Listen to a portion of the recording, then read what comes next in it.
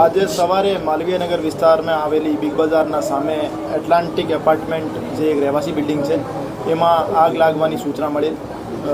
આગ લાગવાની સૂચના મળ્યાથી પોલીસની ટીમો તથા ફાયર બ્રિગેડની ટીમો તાત્કાલિક જગ્યા ઉપર ગયેલ અને ત્યાંથી કુલ 35 જેવા માણસોનો રેસ્ક્યુ કરવામાં આવેલ અને 5 માણસો જેને ઇન્જરી થઈ હતી, બર્ન ઇન્જરીઝ, એમને સિવિલ હોસ્પિટલ ખસેડવામાં આવેલ.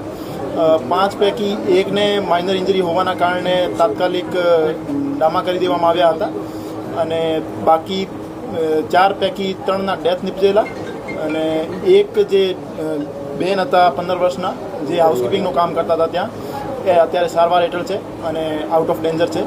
હાલ સુધી આ બનાવમાં 3 માણસોનો મૃત્યુ નિપજેલ.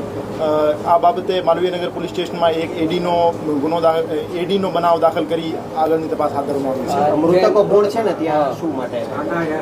એક મૃતક અજયભાઈ મકવાણા હતા જે સ્વિગી ડિલિવરી બોય હતા અને સ્વિગીની ડિલિવરી માટે આવ્યા હતા. બીજા 2 માણસો જે હતા એમને આઈડેન્ટિફાઈ કરી લેવામાં આવ્યા છે, એમને ઘરવાળાનો સંપર્ક કરી લેવામાં આવ્યો છે.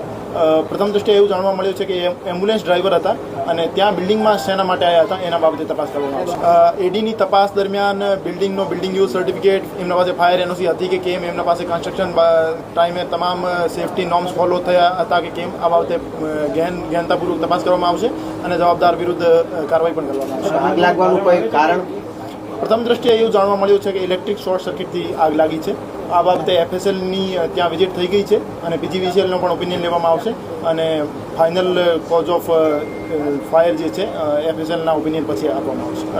આ લગભગ 12 માળની બિલ્ડિંગ હતી જેમાં 6ઠા માળ ઉપર આગ લાગી. ટોટલ કેટલા ફ્લેટ છે? ટોટલ 24 ફ્લેટ હતા જેમાંથી 2 ફ્લેટ જે 6th ફ્લોર ઉપર હતા એમાં વધારે આગ લાગી.